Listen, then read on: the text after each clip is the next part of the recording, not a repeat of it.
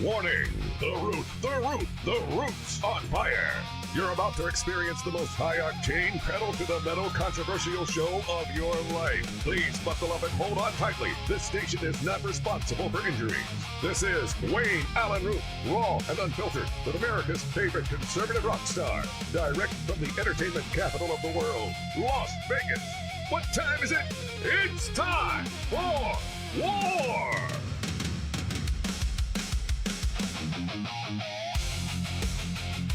Here's your host, 100% raw truth, 100% American made, the warrior, Wayne Allyn Root.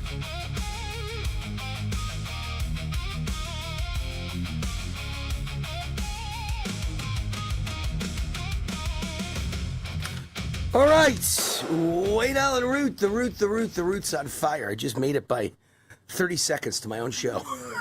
There's a lot going on.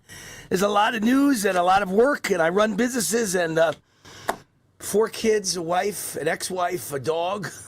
There's a lot going on. And I had to write a commentary, which I just got done about 15 minutes ago, jumped in the shower, got dressed, and I'm here. I'm here on time. A miracle. Wayne Allyn Root, this is War Zone Live, my podcast that's now 1 hour long and 54 minutes is talk. Only 6 minutes of advertising. Amazing. And it's earlier than it used to be. It's on at 4 o'clock Eastern, 1 o'clock Pacific. We're the official podcast of the Gateway Pundit, which is America's 5th largest conservative news site, behind only Fox News and the Wall Street Journal and the New York Post and Breitbart. Amazing. Proud to be their official podcast. And proud to have their 2.5 million unique daily readers joining our podcast. Here is my latest commentary I just finished writing today. It's titled, Here Are 2 Fantastic Ways to Stop Illegal Alien Voting and Speed Up Deportations. So the Iran war continues to dominate the headlines, thus sucking all the air out of the room and distracting from the number one issue by a mile in America today: open borders, the illegal alien foreign invasion of America, and the solution, mass deportation. By the way, it's important to note that an invasion is how every war in history started. First, your country is invaded by foreigners with bad intentions, and then they try to conquer you. We have been invaded. No different than when Russia invaded Ukraine, or when Hitler sent his armies to invade and conquer Europe. It was called the German Blitzkrieg, named after the shocking speed with which Nazi troops invaded and conquered each nation of Europe. Well, the invasion of America has been a modern-day blitzkrieg, except in this case, Democrats opened the borders and waved in and welcomed in tens of millions of foreign invaders who came here illegally, ignored our laws, and are now busy conquering America.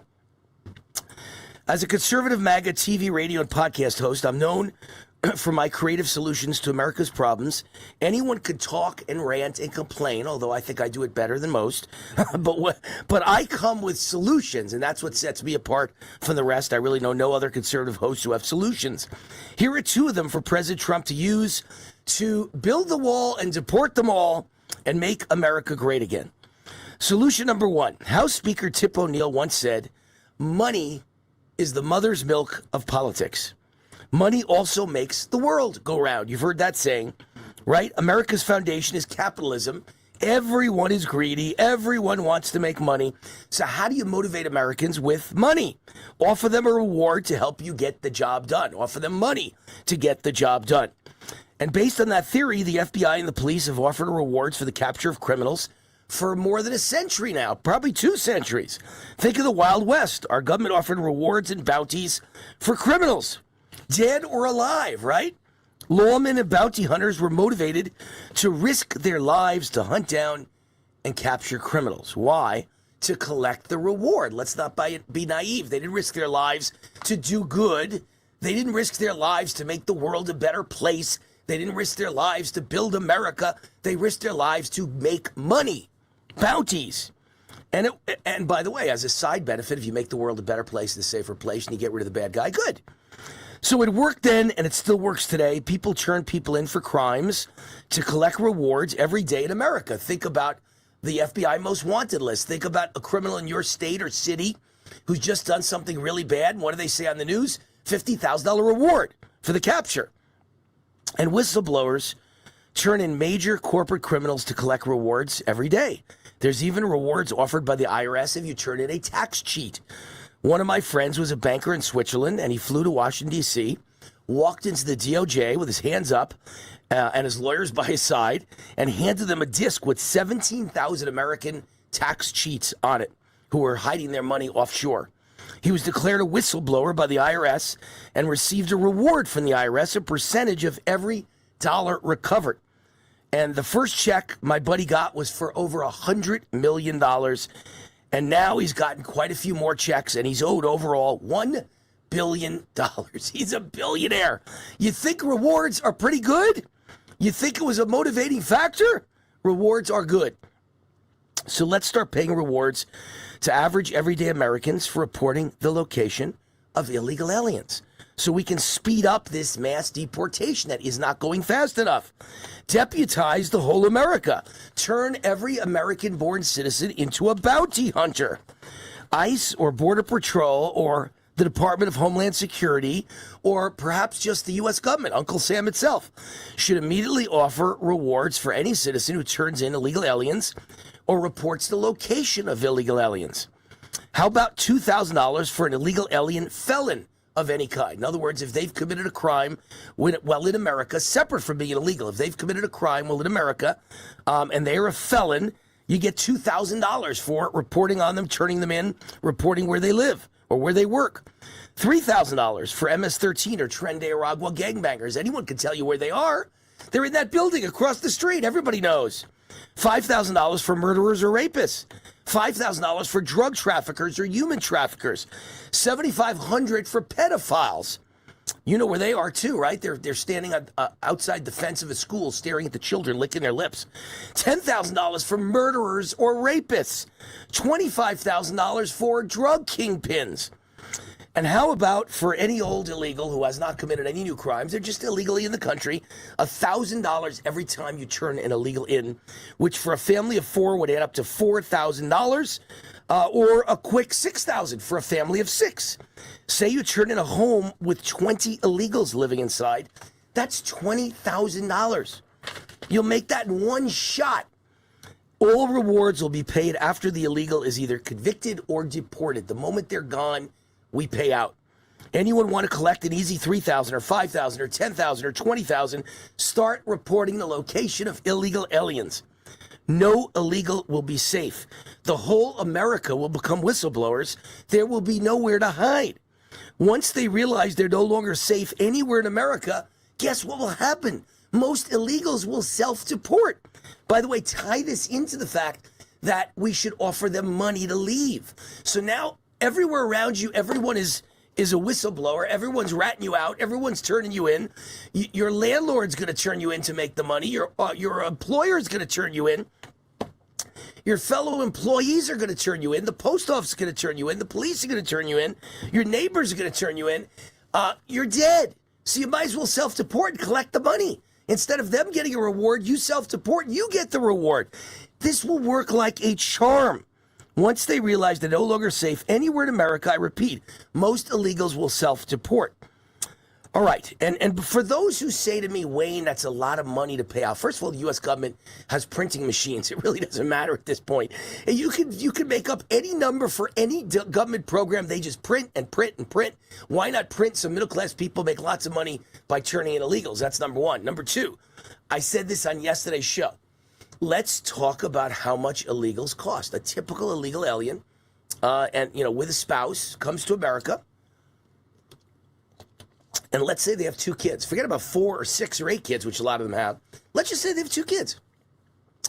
So now they send those 2 kids to school. In any Northeast school, New York, New Jersey, Connecticut, it's $40,000 a student. That's what the government pays to send a kid to school. $40,000 a public school. That's how much they set aside because the teachers get, because the teachers union, they get so much salary and the administrators get so much salary. It costs about $40,000 a student. So right there, you've cost $80,000 to America. $80,000 with 2 students in school. Now you add in everything else: welfare, food stamps, if you're on disability, housing allowances, aid to dependent children, all kinds of goodies for pregnant women, and then the big one, free health care. Oh my gosh, can you imagine what that could cost in a year, Medicaid for an illegal? Can you even imagine? So when you add it all up, I say it's at least $200,000 a year that a family of 4 illegal aliens costs us. And maybe that illegal makes $30,000 a year. Maybe they make it on the books. I doubt it. But even if they make it off the books, they're still going to spend it on sales tax, right? So if they spend that $30,000, maybe in a state like California charges 10% sales tax, maybe the government gets back $3,000 and they spend $200,000. You do the math. So let's say it's $100,000 even, and they get back $3,000. Every illegal alien family is costing us $97,000 a year, or they're costing us $197,000 a year or more. So you do the math. Say it's an average of $200,000 net loss. $200,000 times 10 is $2 million every 10 years. So every 10 years they cost us $2 million. If you're going to pay out a reward to nail them and arrest them and send them out of the country, you just saved $2 million, and all it costs is a reward of maybe $20,000 for the family one time. So this all pays off. It all makes dollars and cents. The money it'll save us will pay the rewards times 1,000. And then solution number 2, President Trump needs to add to the end of every speech, every press conference, every social media post, a simple sentence. What he's done, the last thing he says: any illegal alien who votes in the upcoming midterms will be instantly hunted down, arrested, and deported. Simple, powerful, repeat it 24/7. Never stop saying it and posting it. Scare the bejesus out of any and all illegals still here that if they vote, they are gone. Repeat it, repeat it, repeat it, and rinse. Repeat again. Get that message out to every American. Make sure every illegal hears it loud and clear. If you vote, you are gone. President Trump, I hope you take my 2 creative ideas and run with them. You're welcome. There's 2 of my solutions. I think they're both good ones. Rewards, and at the end of every sentence, no matter what you say, no matter what speech, no matter what press conference, every social media post, every and any illegal that votes in the upcoming midterms will be arrested and deported. And scare them so they don't even think of voting. And at the same time you do that, you know what I say? I've been saying all along. He needs to announce a national security emergency at the national security emergency with elections. National security emergency for elections.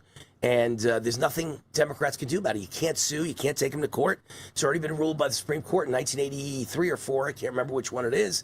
But it was ruled by the Supreme Court that you need a 2/3 vote of both houses of Congress to overturn a presidential national security emergency. And in that national security emergency, you basically ban mail-in voting, because that's how illegals are stealing elections, mail-in voting. They don't go to the polls. They're afraid of being arrested by ICE. So you could announce that you're going to post ICE in front of every polling station. Would not matter. They don't go to the polls. So if you can pass that executive order / national security emergency, and in it, you ban mail-in voting except for people who are out of town, people who are very old, people who are overseas with the military. Other than that, it's an absentee ballot. It's not mail-in voting anymore for everyone. So if illegals can't do that anymore and they've got to go to the polls, and now you're telling them they'll be arrested the second they vote, I'm telling you, you got it made. We win this country. Republican Party stays in power for many, many years to come. Many, many years to come. And I know President Trump has gotten the memo about this, because I write about things like this all the time, because today the United States Postal Service, how much time do we have left, by the way? 4 minutes. 4 minutes. The United States Postal Service proposes halting, there it is. I didn't even realize. Patar, you're good. United States Postal, I'm so tuned in and focused, I didn't even see that the clock is there. U.S. Postal Service proposes halting mail ballot delivery to states that refuse voter roll verification. So the USPS, United States Postal Service, has proposed a new rule requiring states to share voter information related to mail-in and absentee voting. The proposal follows a March executive order from Trump aimed at tightening regulations governing mail-in voting in federal elections, right? President Trump already released that executive order. Trump has made election integrity a central focus of his second administration, issuing executive order. And by the way, I was the one who pushed for that executive order. right? Issuing executive orders designed to require proof of citizenship for voters and to combat mail-in voting fraud. The administration has argued stronger verification measures are necessary to restore confidence in elections. Several of those initiatives have faced legal challenges. Courts have blocked certain provisions, including proof of citizenship requirements, while appeals remain pending. Democrat-led states have also filed lawsuits challenging the administration's mail-in voting policies.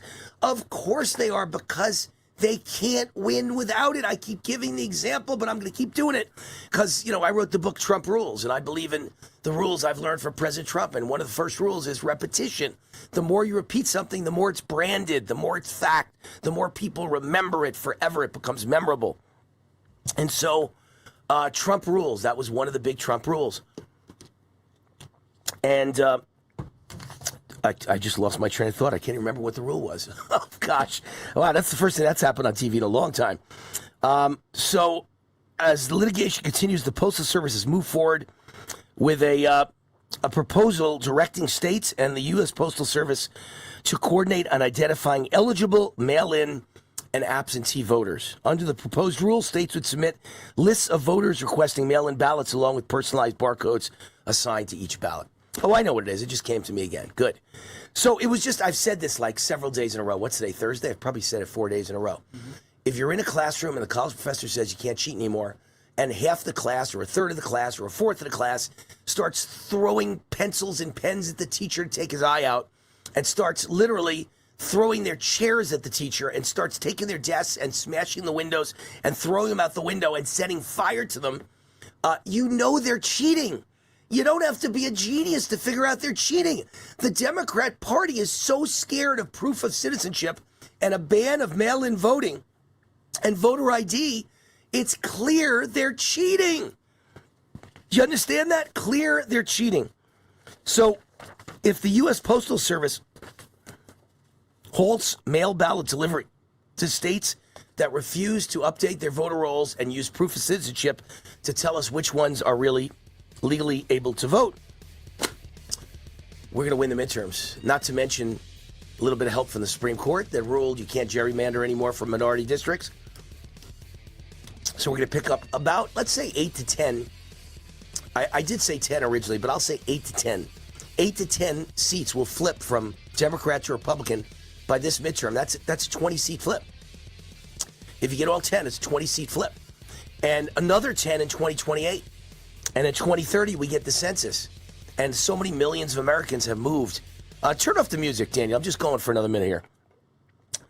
Because nowadays, this podcast, I can do whatever I want. I'm not bound by any radio rules. I'm not bound by any rules. So I do whatever I want. So, this podcast can go a little bit long, go a little bit short. But the reality is millions of Americans in the last few years have moved from blue states to red states and blue cities to red cities. They've had it. And they're running for their lives, and it's going to add electoral votes, and it's going to add congressional seats to states like Texas, Florida, Tennessee, Idaho, Montana, South Carolina, North Carolina, and Arizona, Utah, and my state, Nevada. Right? That's where people are moving. That's where everyone's moving. Matter of fact, Alabama's picked up a lot of people. It could add a seat to Alabama. It could certainly add electoral votes to Alabama. So, come 2030, Republicans could dominate for years and years to come, but we got to get to 2030, and we got to make sure the census does not include illegal aliens. So that's the story. Let's mention the sponsor. Oh, speaking of illegals, How Illegal Immigrants Have Made America Great, my new book. It's a good time to bring it up. How Illegal Immigrants Have Made America Great. Finally, all of their unsung achievements in one book. That's the subtitle, and the whole book is blank. Because they haven't done a damn thing to make America great. It's a gag gift. It's funny. It'll make everyone you hand it to laugh out loud. They'll look at it and go, I thought you were a conservative. What the hell? And then they look and it's blank, and they will laugh out loud. They will laugh so loud. I've seen it again and again. It goes together with my sister book, How Democrats Have Made America Great, and it's 140 blank pages. Because Democrats haven't done anything to make America great. So both books are at Amazon. It's the only place you can get them, Amazon.com. Just go to Amazon, look up books, then look up Wayne Allyn Root, and they both show up. How Illegal Immigrants Have Made America Great and How Democrats Have Made America Great. And buy them as a tandem and give them out as gifts and give them out as gag gifts and put them on your coffee table and put them at the workstation, at the lunchroom, at the work, and watch people's heads explode. Matter of fact, there's a warning on the cover. Warning, do not show this book to Democrats. Their heads will explode. Their heads will explode. Wayne Allyn, How Illegal Immigrants Have Made America Great. Go to Amazon. All right, Energized Health is the sponsor of this show. They changed my life. I got on their program 6 years ago. I lost 25 pounds of fat. I gained 10 pounds of muscle in only 88 days to start the program. That's me 15 years ago, not 6 years ago, 15 years ago, at the age of 50 with Steve Forbes at Freedom Fest. And there's me right now.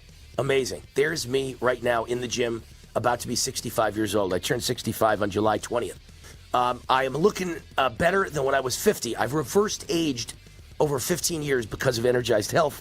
Thank you, Energized Health. God bless you, Energized Health. Only in America. That's fantastic. We love Energized Health. They can reverse age you too. They can be your fountain of youth too. They can change your life. They can extend your career. Go to energizedhealth.com, energizedhealth.com, and you automatically get 40% off and start the same journey as me. When you say war, Wayne Root sent me, Wayne Allyn Root sent me, war, 40% off, energizedhealth.com. Now we go to a break, and we'll be right back.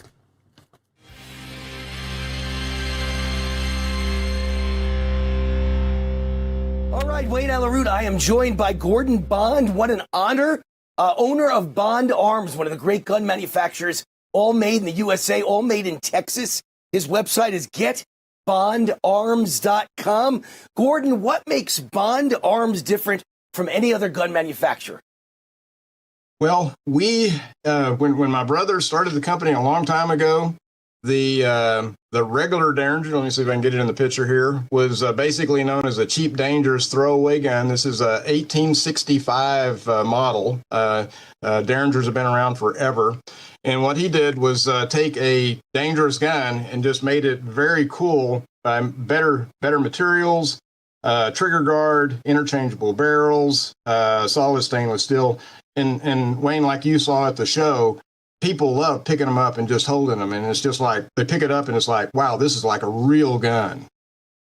That's great. I saw it. My wife and I were at the show, and she's a gun aficionado even more than I am.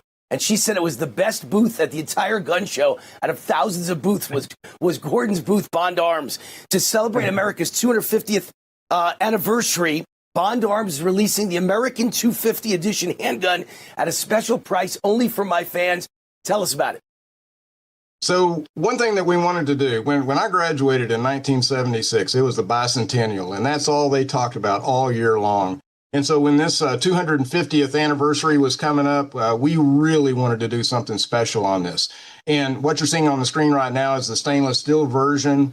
It's 45 long Colt and 410 shotgun shell, very well built. I mean, our guns are built like a tank. People love the quality. They call it a hand cannon. Best snake gun you've ever had. Oh yeah, there's a beautiful side with the flag and the Liberty. And people just love the way that we do things. I mean, they'll come to our booth every year and just go, wow, what are y'all doing this year? You know, what crazy thing are you doing this year? So the American 250, we're really going to focus on that. We want to give everybody the opportunity to own a piece of history. Gun. What a beautiful gun. What a gorgeous gun. The engravings. Wow. And I love that name, hand cannon. I want a hand cannon. Mine got delivered today. I'll have them for next week's show. My own personal hand cannon from Bond Arms. How do you get it? Go to getbondarms.com. See the number on the screen, getbondarms.com, or call 817-573-4445. See the disclaimer on the bottom of the screen for certain restrictions. Getbondarms.com. Gordon, thank you. Thank you, Wayne.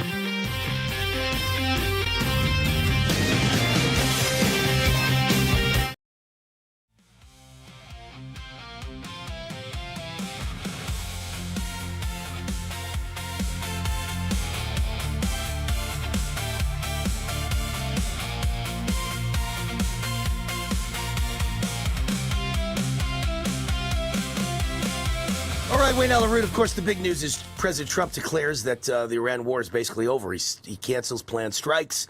He striked last night. He striked pretty hard. He says they've given in. He says they'll sign the deal next week. I love President Trump, but I've heard this crap before 1,000 times. I have no faith at all that it's true.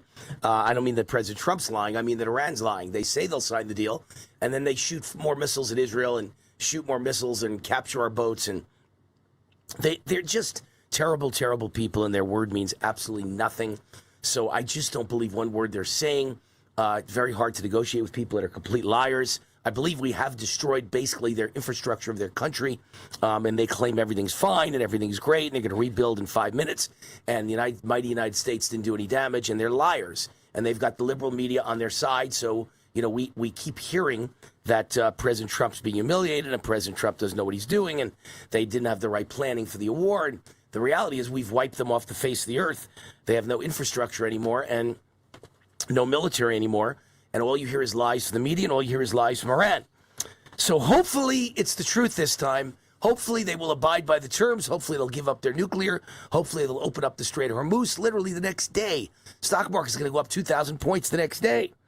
And oil's going to drop like a rock to $60, and gold is going to fly and be back to 4,500 to 5,000, and life's going to be good again. So I hope it's true. I hope against hope. I pray it's true.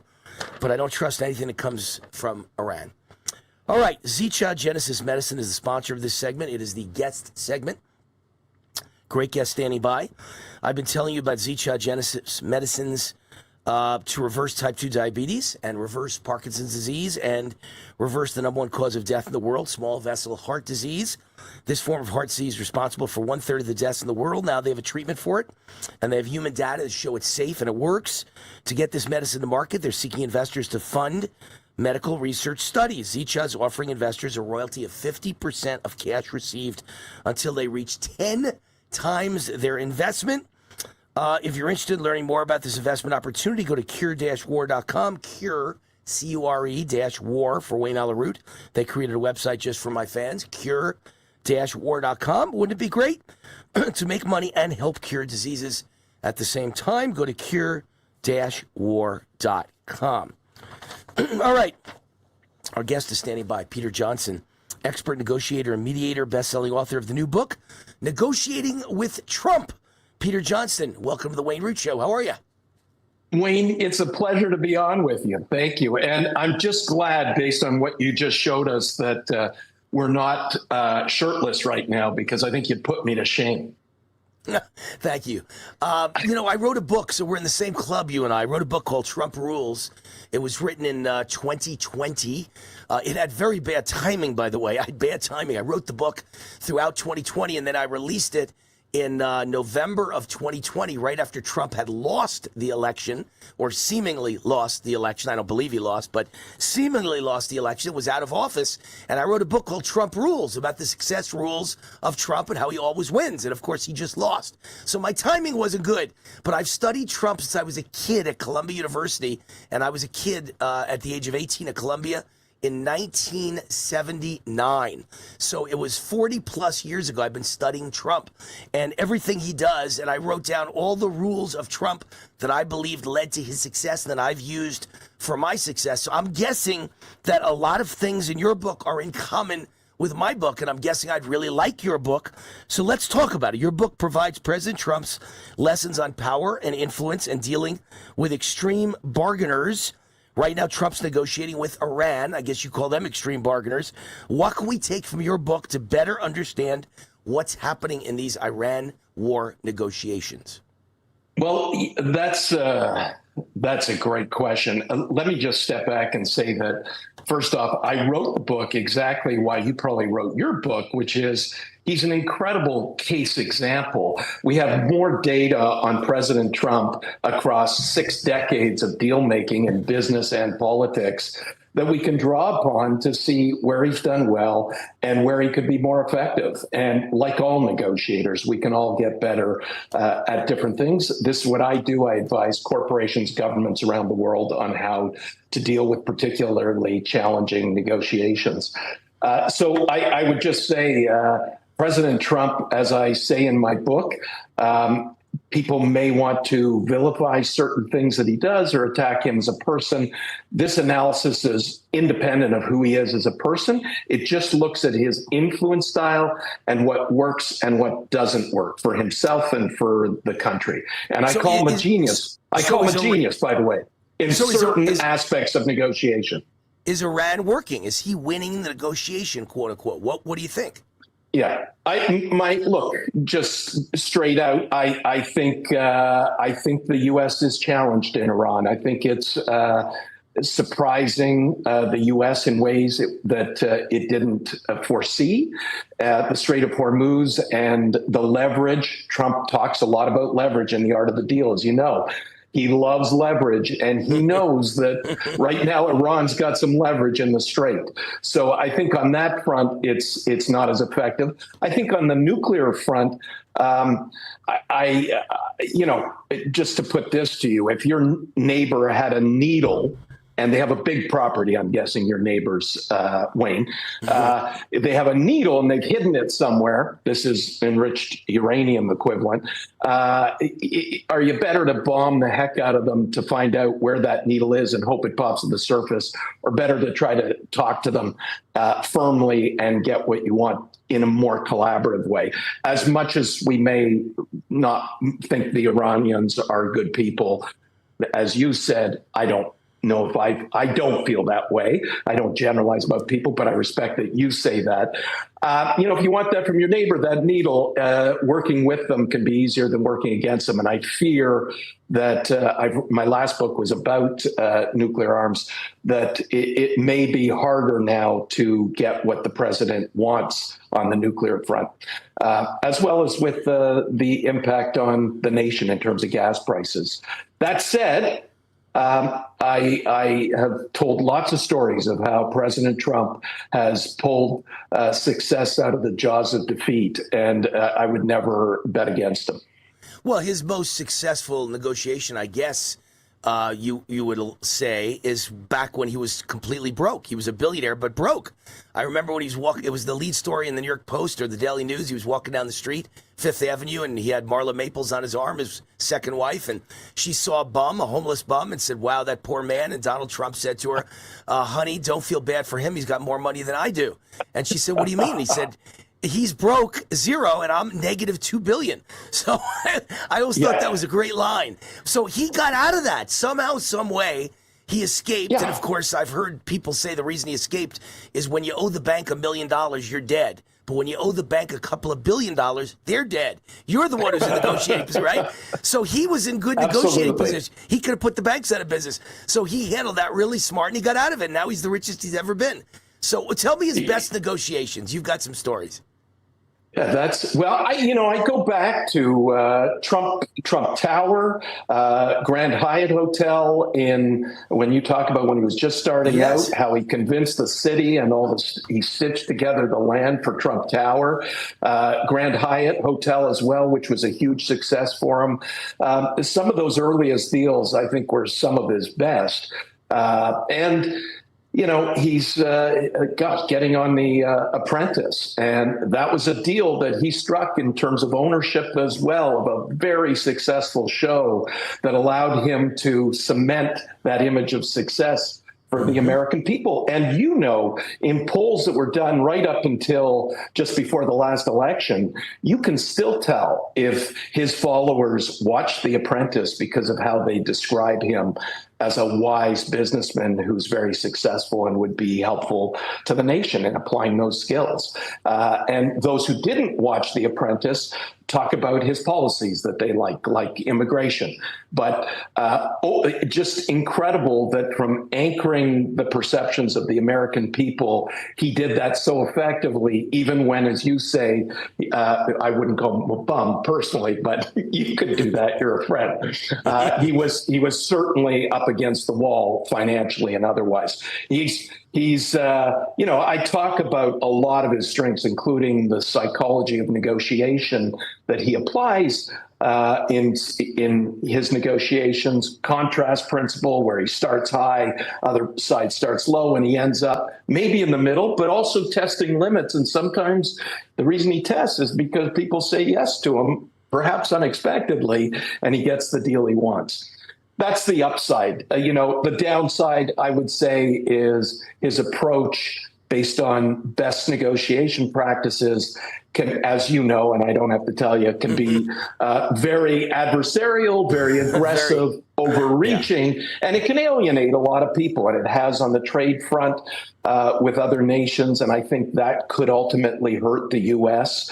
And its economy. And it's hard on others who he's dealing with who won't want to do business with him as a result. But the reason I wrote this book is the country's polarized, and this is a look at the man based on not judging him or what he's trying to achieve for the most part, because we could all disagree on that. There are lots of blogs on that front and podcasts. But what does he do effectively? He negotiated his way to power twice against the odds. When you look at where he started, as you say, in 2004 with The Apprentice, to 2021 post January 6th. When you looked at him on January 7th, and if I were to tell you he negotiated his way to power, however he did it, it's a brilliant story and influence. So you mentioned Celebrity Apprentice, and it's funny because I got a funny story for you. So back in 2015, he announced for president. I think it was like June 15th, 2015. And I was corresponding with him back and forth. We were emailing back and forth. And I was there before he ever announced for president. I told him he should announce for president. He sent me a note on the 14th of June and said, "You're going to be very happy tomorrow, Wayne." And I knew that meant he was coming down the escalator and he was announcing for president.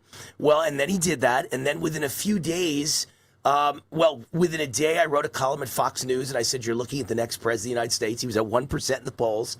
And I said, "You're looking at the next president of the United States." And then I left on a trip because I was a motivational speaker in those days. Before I had my political show, I was like a Tony Robbins speaker around the world talking about business. And I left for a trip to Johannesburg, South Africa to deliver a speech there. So now when the speech is done, Peter, they send a limo to get me at the hotel and drive me to the Joburg airport. The limo driver is a black South African, and he's very nice, very cordial, and he's listening to political radio station while I'm in the limo. And I hear them talking about Donald Trump. He had just announced like the week before. So I said to the limo driver, "Hey, what do you know about Donald Trump here in South Africa?" And he said, "Oh, are you kidding, Mr. Root?" That's what he said to me, "Mr. Root?" He said, "I love Donald Trump. He's your next president." And I said, "What makes you say that?" And he said, "I've watched every episode of The Apprentice and Celebrity Apprentice, and that is the smartest man in the world. And you are the luckiest people in the world to have him as your next president, because he's going to teach everyone in America how to be rich." And I heard that, and I said, if a limo driver, a black man from South Africa who drives limos, can think that highly of President Trump from watching Apprentice and Celebrity Apprentice, I think he's really good. That's what I said. I really do believe he's going to be the next president of the United States. So that Celebrity Apprentice, that brand got out to the whole world. Everybody watched it. Even poor people in South Africa were sitting in front of the TV going, "Wow, what can I learn from Donald Trump?" Kind of amazing, right? Absolutely. And it anchored people's perceptions of Trump as in a very different way than their perceptions of him before that, where he was unknown, or as he said himself, a lot of people thought he was a barbarian. And The Apprentice, staged as it was, gave him an opportunity to establish that platform. And he said at the time to Mark Burnett, the producer of The Apprentice, "You know what? I think this might just allow me to run for president." So it started back at that time. And to be clear, when we're talking about negotiating, you're negotiating anytime you're trying to influence someone to do something. Most of the time, it's not lawyers in a boardroom. It's just trying to influence someone. And his influence through that show. Do you know how many seasons The Apprentice ran for? I don't even know. What's the number?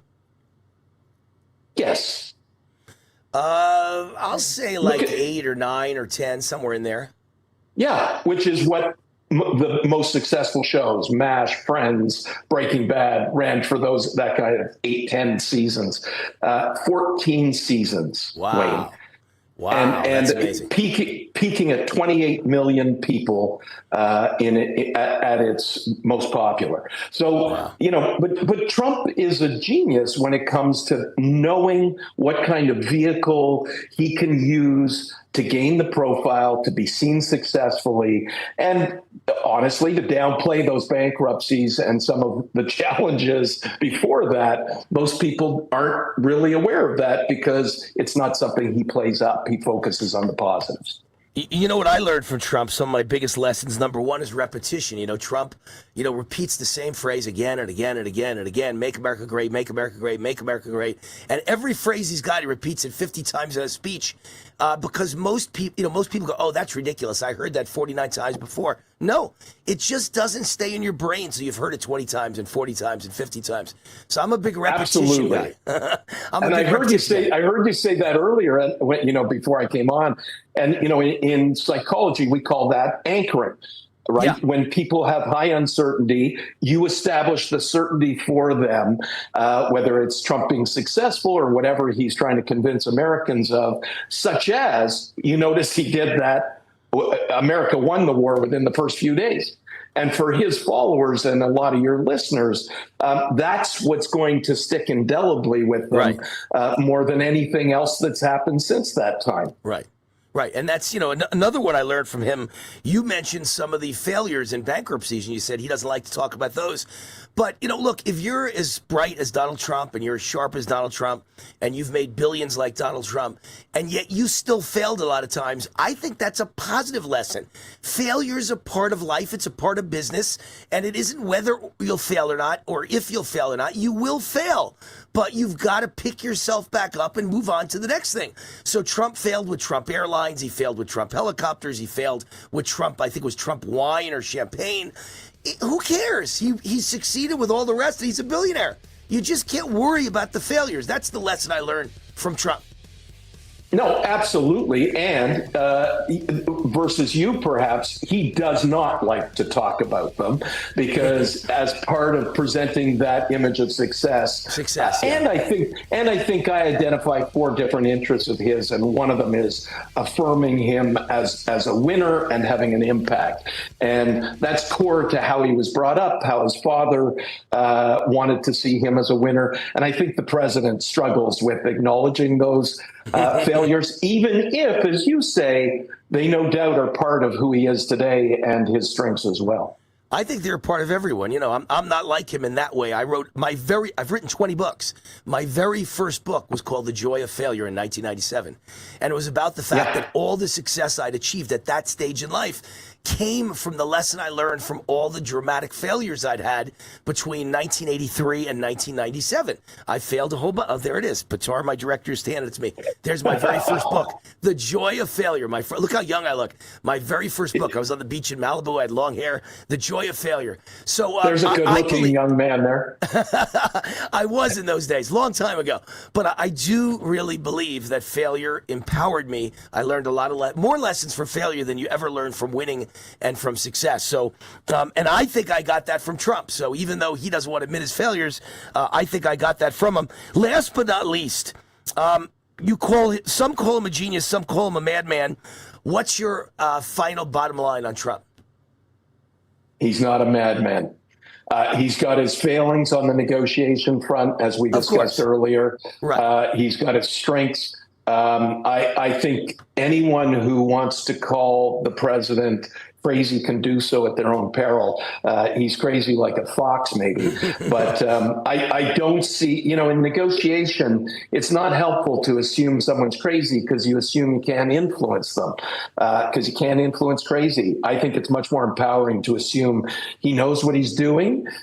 He makes mistakes. He's done a lot of good things for his base. And to influence them, as MAGA has done successfully on the Epstein files and their release, for example, you just got to look at his interests, understand what makes him tick, and he will negotiate with you if you're approaching it the right way. There you go. I agree with you. And I think you just summed up the Iran war. I don't know what's going to happen. And I think it's a real tough, what did I say, sticky wicket. It's really tough to try and negotiate with the Iranians. But Trump knows what he's doing. And people think he's crazy because one day he's up, one day he's down. One day he says A, then he says B. One day he says, I'm bombing you. Then he says, I'm bombing you to hell and destroying your whole civilization. Then he says, well, I postponed the bombing. He loves to be the guy that no one could figure out what he's going to do next. He does not want to be someone that people know what he's going to do. That makes him a winner in negotiation by making you stand on the edge of your feet and go, what is he going to do next? I don't know what he's going to do. He's got them all confused. So I think you summed it up. I think we don't know what's really happening in Iran. I think he's probably winning that negotiation, even though from the outside it looks kind of strange. So in any case, the book is called Negotiating with Trump by Peter Johnston. Negotiating with Trump. You can get it at Amazon and all other fine places to get books, I guess, Peter? Yes, absolutely. Available everywhere, along with your books, including those two blank books, which cracked me up. But look, thank you so much for your time. It's really a pleasure talking to you. Thanks, Peter. I learned from the best, Donald Trump, since I'm 18 years old, when he was building the Grand Hyatt Hotel at Grand Central Station right down the street from where I was going to college at Columbia University. That's how I first knew about Donald Trump. So that was my history with Trump. Peter Johnston, Negotiating with Trump is the book. Go check it out. I'm Wayne Allyn Root. We're coming back with the last segment of the show. Be right back. Hi, I'm Wayne Allyn Root from Vertical Research Advisory, VRA, Kip Herridge's one-of-a-kind global investment and economic newsletter. Listen up. Trump is in charge. The glory days are here. Growth rates are only going to grow from here. This is your 4-year window to make a fortune and set up your retirement for the rest of your life. Kip wins whether the markets are up or down, whether the economy is up or down. We set our folks up for long-term success. For 21 years, Kip's been a friend, as well as my personal financial advisor. During that time, he's beaten the markets 86% of the time, while the average Wall Street money manager loses to the market 90% of the time. Now Kip is predicting a new golden age for the economy. Let Kip prove it to you for free. Kip's offering his daily VRA investment letter completely free for 2 weeks. Free for 2 weeks. Try it for 2 weeks. I know you'll stay for life. Join now at VRAinsider.com. Hi, this is Wayne Allyn Root. If you're sick and tired of supporting woke companies, I have great news for you. You don't have to anymore. You can shop where my family shops at GreatPatriotStore.com. My team researched thousands of companies for my best-selling book, The Great Patriot Boycott Book, and one stood out above all, GreatPatriotStore.com. This is the answer to inflation. Hundreds of household products that you're already buying. Much higher quality, no toxic chemicals, delivered right to your door at incredible prices. 20,000 American families are joining every month, and you should too. And now they've got the beef, pasture raised with no hormones, antibiotics, or mRNA ever, exclusively available only to their members. Like Costco or Sam's Club, you need to become a member. Go to GreatPatriotStore.com, fill out the form, and they'll contact you right away. And boom, you're a member. For a limited time, the annual membership is $1. Go to GreatPatriotStore.com. That's GreatPatriotStore.com. Hi, I'm Wayne Allyn Root, CEO, conservative TV and radio host, and best-selling author. I believe in America and American exceptionalism. America is now focused on energy independence. Enter Lost Soldier Oil and Gas. It took 40 years to piece together this 40,000-acre giant gas discovery. The first 4,000 feet drilled so far are estimated to contain up to 6 trillion cubic feet of gas, making it one of the largest natural gas discoveries in the Rocky Mountain region in the last 30 years. This is how we power the AI future of America with clean natural gas. Headed by oil and gas legend Mark Bruner, whose previous public companies, Pinnacle Energy and Ultra Petroleum, delivered spectacular returns for investors. At its peak, a $10,000 investment in Ultra Petroleum turned into over $13 million. To learn more about this Lost Soldier oil and gas opportunity, go to LostSoldier.com. Fill out the contact form. That's LostSoldier.com.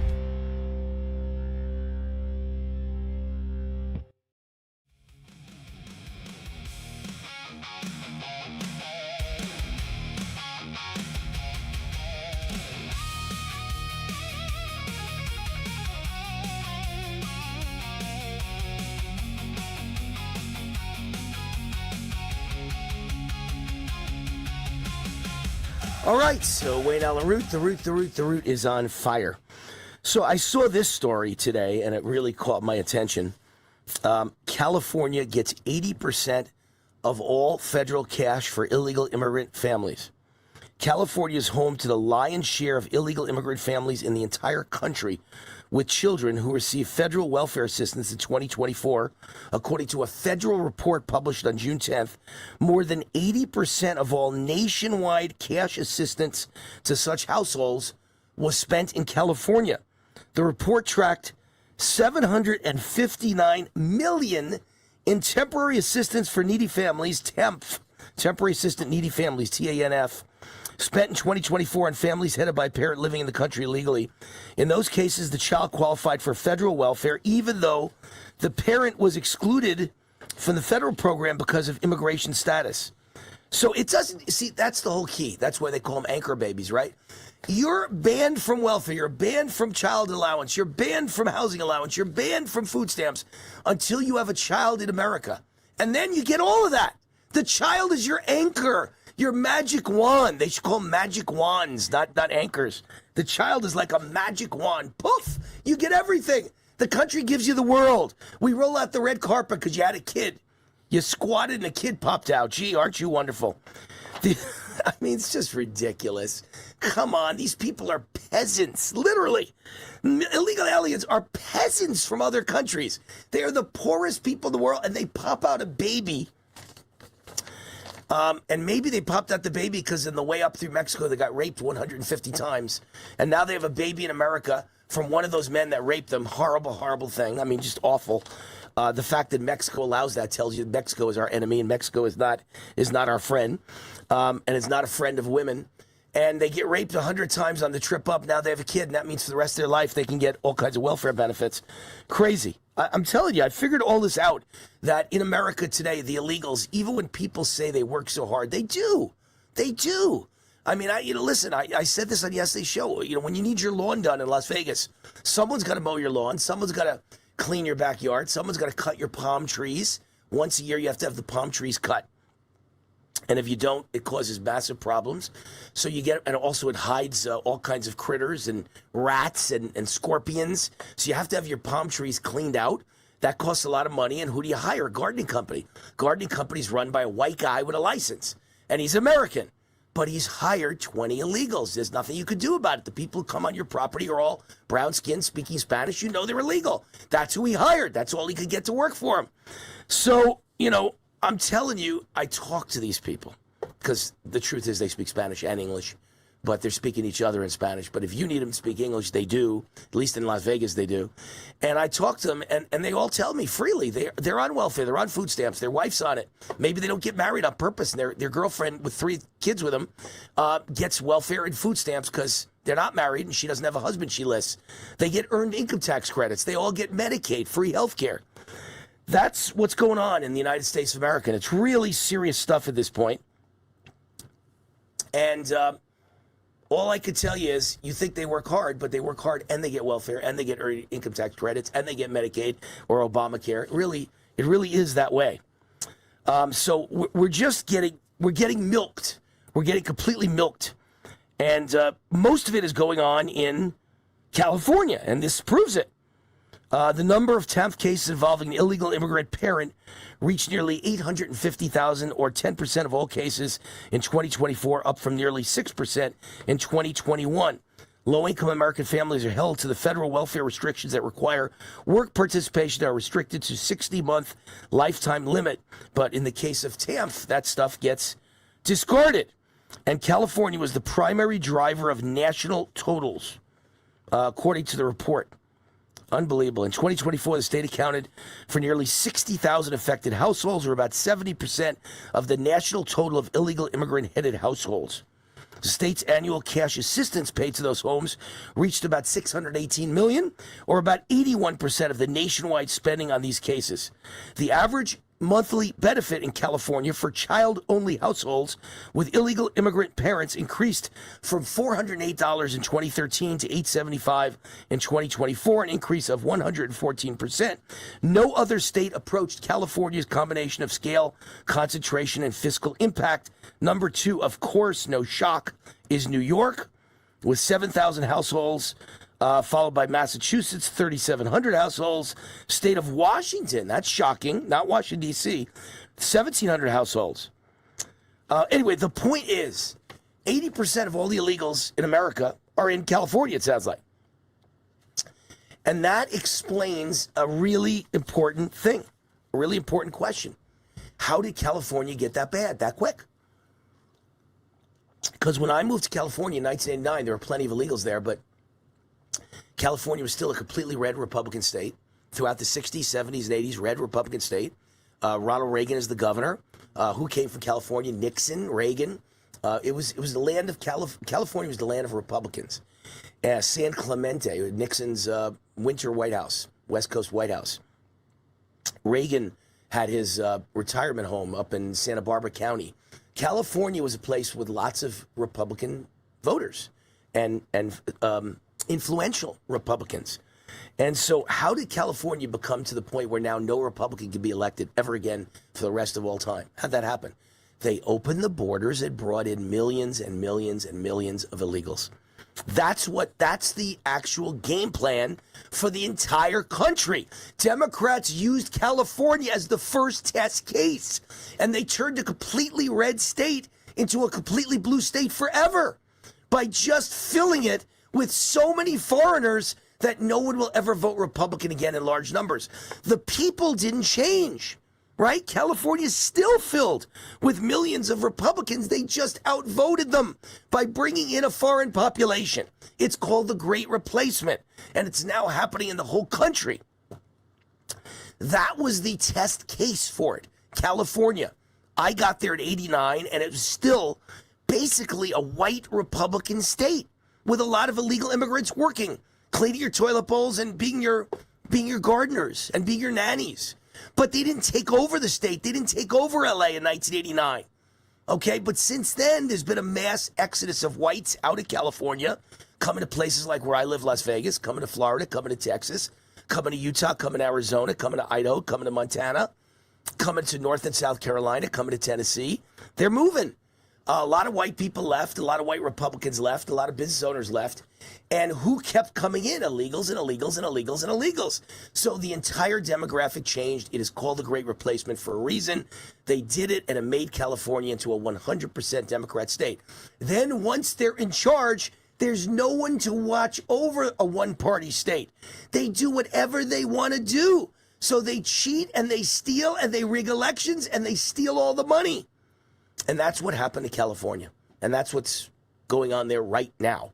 That's what just happened in their election right now. Not only did they steal it from Spencer Pratt, completely steal it right in front of our eyes.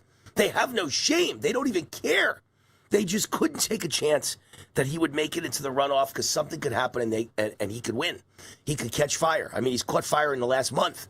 So what could he do with the entire rest of June, July, August, September, October, and a few days in November? Well, he might actually surpass Karen Bass.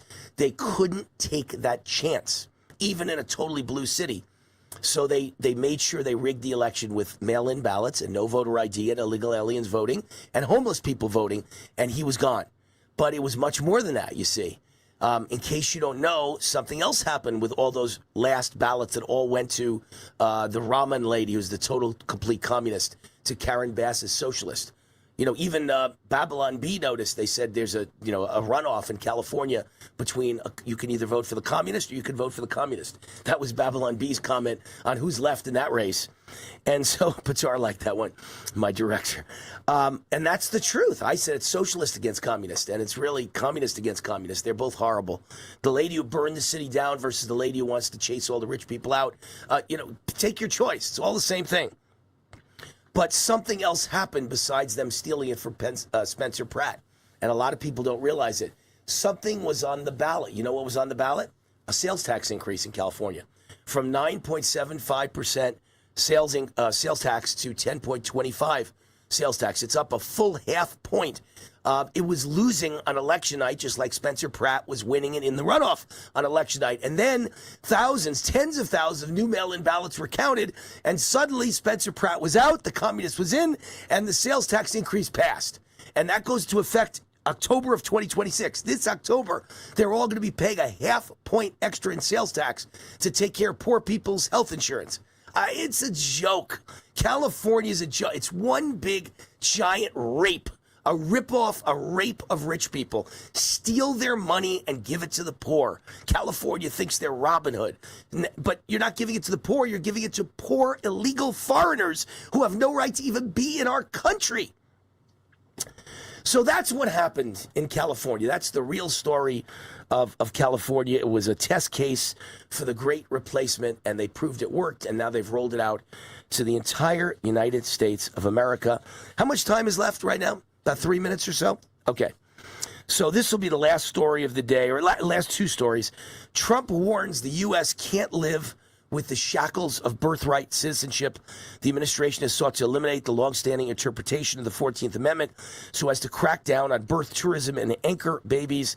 And President Trump warned today the United States could not endure the consequences of birthright citizenship. He warned that ahead of an expected Supreme Court decision on the matter. I assume the decision is going to come down any day now. So the United States cannot live with the shackles of birthright citizenship.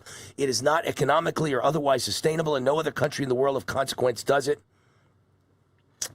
And so I think, if I remember correctly, Supreme Court's rulings, the last rulings of the year, come down in late June. So probably any day now, you're going to get a ruling on birthright citizenship. I do not have high hopes. I really don't think they're going to rule in our favor.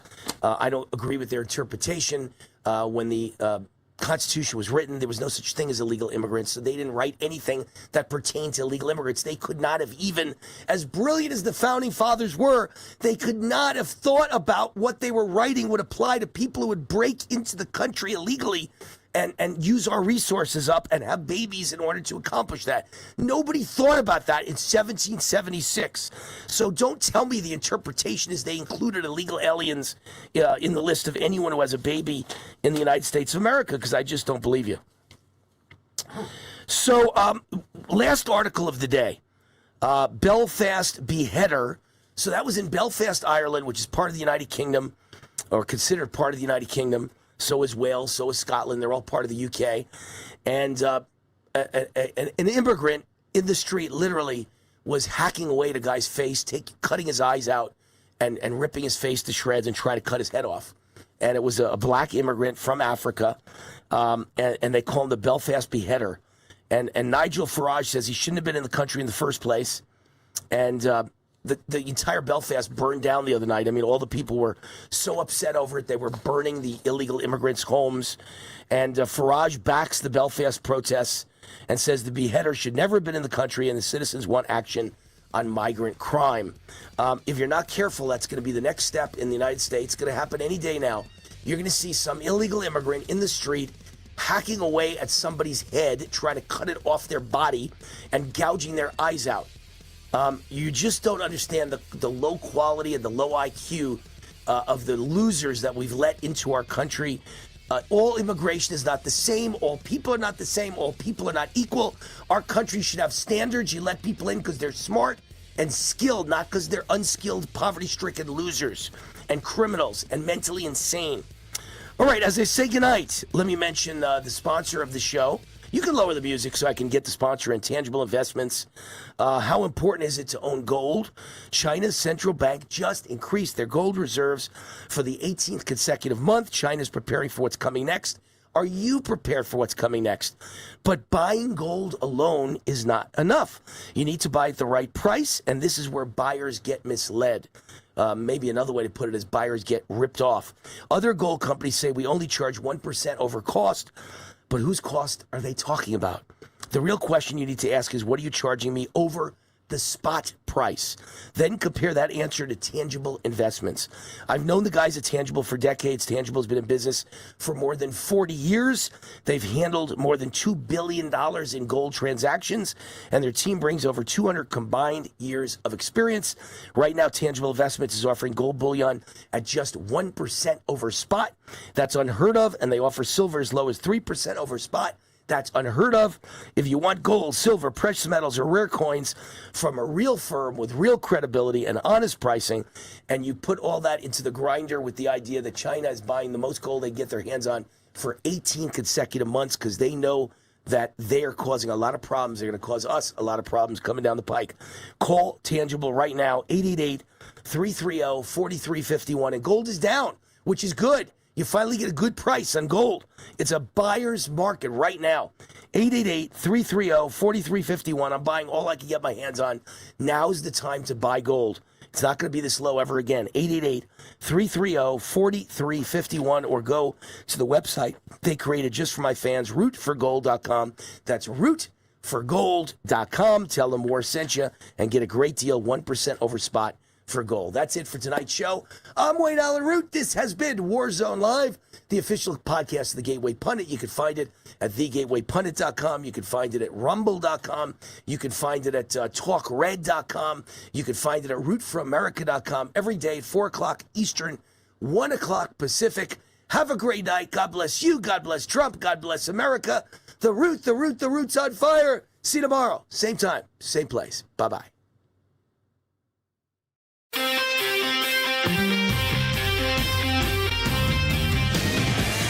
Wayne Allyn Root here with John Jubilee, owner and founder of the Energized Health program. When I joined Energized Health 6 years ago, it changed my life. Since then, John has been a regular guest on all my shows, sharing their breakthrough science of intracellular hydration. John, your program changed my life, and more importantly for me, expanded my career, and it became really just, it reversed aged me. It became my fountain of youth. And many people are now using your program along with the GLP-1s, the weight loss drugs, Ozempic, Mounjaro, and all of them. Explain how Energized Health is working alongside these weight loss drugs, a perfect synergy. Well, how we do that, Wayne, is weight loss is one thing, but with every weight loss drug that there is, all the families of weight loss drugs, they also come with the weight loss of our healthy lean muscle and our healthy hydration, which is the weight we don't want to lose, right? We don't want to lose that and get sarcopenia or osteoporosis. So at Energized Health, we guarantee you will gain your hydration and you will gain your lean, healthy muscle mass while you're losing your visceral and subcutaneous fat. That's why it's kind of the match made in heaven, Wayne, that they don't get the two negatives that come with the GLP-1s. Perfect synergy. Energized Health's protocol targets the root cause of many ailments and diseases and helps people get off their medications and lose their fat fast. Explain. Yeah, well, all of medical science is trained to go after the symptom. So here's a symptom, here's a drug. Here's a symptom, here's a drug. At Energized Health, we don't look at the symptom. We look at the root cause. The root cause of 99.9% every illness and disease, one thing is inflammation. And just like when you walk into a room and turn a light on, darkness cannot exist. When you put intracellular hydration in a human body, inflammation cannot exist. And so that's why we've reversed thousands of illnesses and diseases with our breakthrough patent pending science of intracellular hydration. All right. It's a great program. It's an amazing program. It changed my life. I'm Exhibit A. Thank you, John. I've got a new TV show thanks to you. I'm being 65 years old. I'm turning 65 years old this July, and I got a new TV show unheard of in the annals of TV history. You get 40% off and go on the same journey as me when you go to energizedhealth.com and just say war when you speak to them for Wayne Allyn Root. 40% off, and you go on the same journey. I hope it anti-ages you. I hope it's your fountain of youth. God bless all of you. Energizedhealth.com, promo code WAR.